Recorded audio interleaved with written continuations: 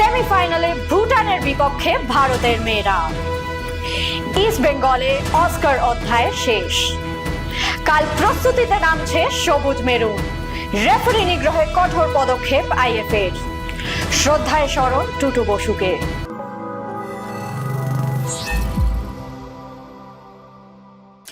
নমস্কার, আমি শিবাঙ্গনা। দৈনিক যুগলা আজকের পর্বে আপনাদের স্বাগত। রাত পোহালেই সাফ মহিলা ফুটবলে সেমিফাইনাল। গোয়ার মারগাঁওতে শেষ চারে ভারতের প্রতিদ্বন্দ্বী ভুটান। গ্রুপের দুটি ম্যাচেই জয় পেয়েছিল সঙ্গীতারা। দলকে খাদের কিনার থেকে টেনে তুলে দেশের সেরার তকমা দিয়েছে তার কোচিং। লাল হলুদ জনতার দাবি ছিল আরো এক বছর থেকে যাওয়ার, কিন্তু নিজের এক্স হ্যান্ডেলে অস্কার জানিয়ে দিলেন লাল হলুদ তার জীবনে অতীত অধ্যায়। আসন্ন ক্যালকাটা লিগের জন্য প্রস্তুতিতে নামছে সবুজ মেরুন। বাস্তব রায়ের কোচিং এ এই দলের সহকারী কোচ নীলাঞ্জন গুহ ও গোলকিপার কোচ অভ্র মণ্ডল। লাল হলুদের সায়ন বন্দ্যোপাধ্যায়, মোহামেডানের প্রাক্তনী তন্ময় ঘোষ, চেন্নাই এফসির রাজ বাশফোর্ড ছাড়াও দলের নতুন সংযোজন মোহনবাগান ইউথ দলের নজর কাড়া স্ট্রাইকার রাজদীপ পাল। রেফারি নিগ্রহ কাণ্ডে কড়া পদক্ষেপ আইএফএর। ডিসিপ্লিনারি কমিটির ও গ্রাসরুট ডেভেলপমেন্ট কমিটির যুগ্ম বৈঠকের পর শাস্তিমূলক সিদ্ধান্ত নেওয়া হয়। একবার শুনে নিই গৃহীত সিদ্ধান্তগুলি। রেফারি নিগ্রহ কাণ্ডে কড়া পদক্ষেপ আইএফএর। গত 23 মে স্টেট ইউথ লিগের ম্যাচে হুগলি সিটি এফসি দলের কোচিং স্টাফ ও খেলোয়াড়দের বিরুদ্ধে রেফারি নিগ্রহের অভিযোগের প্রেক্ষিতে আইএফএ ডিসিপ্লিনারি কমিটি ও গ্রাসরুট ডেভেলপমেন্ট কমিটির যুগ্ম দুটি বৈঠকে রেফারি ও অভিযুক্ত সবার বক্তব্য শোনার পর ডিসিপ্লিনারি কমিটি হুগলি সিটি এফসির অ্যাক্রেডিটেশন বাতিল করে ও তাদের বহিষ্কার করা হয়। দলের টিম ম্যানেজার বিশ্বজিৎ রায়কে আজীবন নির্বাসন, কিট ম্যানেজার সব্যসাচী মুখার্জিকে 5 বছরের নির্বাসন ও দলের ফুটবলার সৌম্যজিৎ পাড়ুইকে 5 বছরের নির্বাসন ও নাম হারিয়ে খেলার অপরাধ প্রমাণিত হওয়ায় ফুটবলের রূপম দাসের আজীবন নির্বাসনের সাজা ঘোষণা করা হলো। এছাড়াও একাধিক ফুটবলার যারা এই কাণ্ডে জড়িত ছিল বা প্ররোচনা দিয়েছিল তাদের প্রত্যেককে 1 বছরের জন্য সাসপেন্ড করা হয়েছে। প্রবাদ প্রতিম কর্তা টুটু বসুকে শ্রদ্ধায় স্মরণ করলো মোহনবাগান। তৈরি হলো অনেক আবেগ ঘন মুহূর্ত। একবার দেখে নি সেই মুহূর্তগুলো। ঠিক আছে।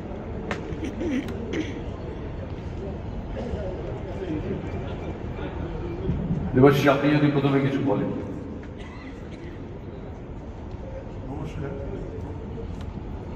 আমি সত্যজিৎ বাবু যখন গান গাইছিলেন, খুবই ভালো গান, দুটো গান শুনে আমি ওনাকে বলতে বাধ্য হলাম যে টুটুদার শোক পছন্দ করতো না, আপনি একটু ফাস্ট গান গান। টুটুদা আনন্দ ভালোবাসতো, মজা ভালোবাসতো, টুটুদার শোক ভালোবাসতো না।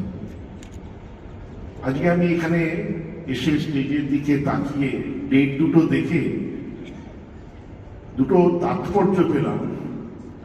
একটা হচ্ছে 23শে জানুয়ারি, সবাই জানেন নেতাজি সুভাষচন্দ্র বোসের জন্মদিন।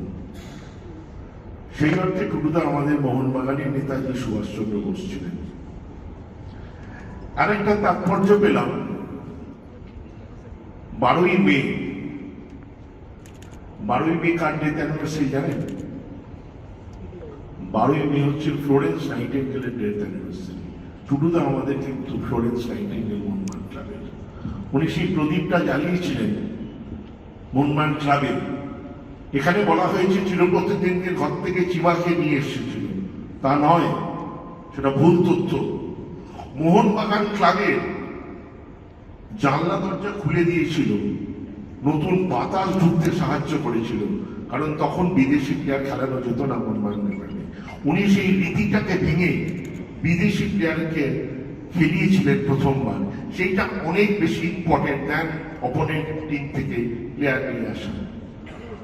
টুটু বোস, অঞ্জন মিত্র মিলে জয়েন্ট ভেঞ্চার কোম্পানি করেছিল স্পন্সরশিপ ইনভেস্টরের সাথে, যেটা একটা ইতিহাস সৃষ্টি করেছিল। তাদের জন্য তাদের এগেনস্টে ক্রিমিনাল কেস হয়েছিল এই টুটু বোসের এগেনস্টে। এই টুটু বোস অঞ্জন মিত্রকে গিয়ে ব্যাংশাল কোর্ট থেকে, একমাত্র আমি প্রেজেন্ট ছিলাম, তাকে বেল নিতে হয়েছিল, কেন তারা জয়েন্ট ভেঞ্চার করেছিল ম্যাকডোয়েল বলে একটি কোম্পানির সাথে, ডক্টর বিজয় মালিয়ার সাথে। কিন্তু আজকে আমাদের প্রশ্ন করা হয় ইনভেস্টার থাকবে তো, ইনভেস্টার যেন ঠিকভাবে থাকে, তাহলে তাদের ভিশনারি কতটা ইম্পর্টেন্ট ছিল।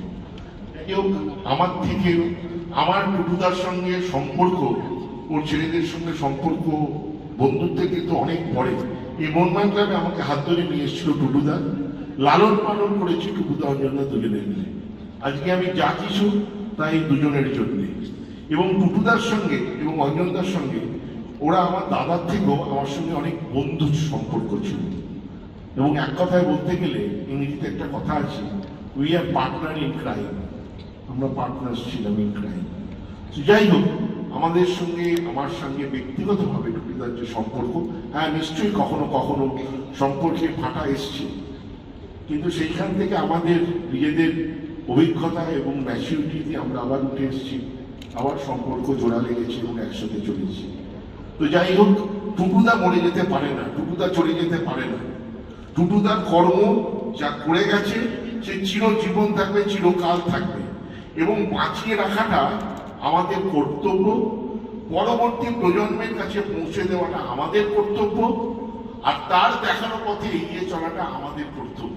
আমি বিশ্বাস রাখি যে টুটুদা এবং অঞ্জনদার দেখানো পথে আমি এবং টুম্পাই এগিয়ে চলব। আপনাদের সবার আশীর্বাদে মনমান ক্লাব আরও এগিয়ে চলবে। ধন্যবাদ, নমস্কার। দেখুন, একটা যুগ শেষ হয়ে গেল। আমরা যে ফুটবলের স্বর্ণ যুগ বলি, সেই যুগের যারা কাণ্ডারি ছিল তার মধ্যে আমার মনে হয় শেষ কাণ্ডারি ছিলেন টুটু বসু। ওনার চলে যাওয়াটা একটা বিরাট ক্ষতি। একটা সময় আমি দেখেছি দীর্ঘদিন বাবা, উনি, পল্টুদা, সেরা সবাই কিন্তু একই সমসাময়িক একসাথে মাঠ করতেন, এবং এই যে উত্তেজনা বা এই যে ফুটবল ঘিরে আমাদের ছোটোবেলা, তার স্মৃতি থেকে কিন্তু অভিন্ন অংশ এই মানুষগুলো। তো এরকম একজন মানুষ চলে যাওয়া আমার মনে হয় এটা একটা অপূরণীয় ক্ষতি। এবং আমরা তো ছোটোবেলা থেকে দেখে আসছি যে মোহনবাগান ক্লাব ওনার জানপ্রাণ ছিল। এই ক্লাবটাকে আজীবন উনি ছাতার মতন থেকে আগলে রাখতেন। তো সেই মানুষটার চলে যাওয়া, তার ক্ষতি বোধহয় মেপে বলা সম্ভব না। এখন সময় ফুটবল কুইজ মগজাস্ত্রের। প্রথমেই দেখে নেব শনিবারের প্রশ্নের সঠিক উত্তর। আমাদের শনিবারের প্রশ্নের সঠিক উত্তর হলো 1908 সাল। প্রশ্নের সঠিক উত্তর দিয়েছেন ফেসবুক পেজে পঞ্চানন দত্ত। আপনাকে অনেক অনেক ধন্যবাদ। চলে আসি আজকের প্রশ্নে। আজকের প্রশ্ন, সাফ মহিলা চ্যাম্পিয়নশিপে প্রথমবার ভারত কোন দেশকে হারিয়ে চ্যাম্পিয়ন হয়েছিল? উত্তরটা যদি জানা থাকে অবশ্যই লিখে ফেলুন কমেন্ট বক্সে। আজকের ভিডিও যদি আপনাদের ভালো লেগে থাকে তাহলে অনেক অনেক শেয়ার করুন এবং আমাদের ফেসবুক পেজটিকে ফলো করুন।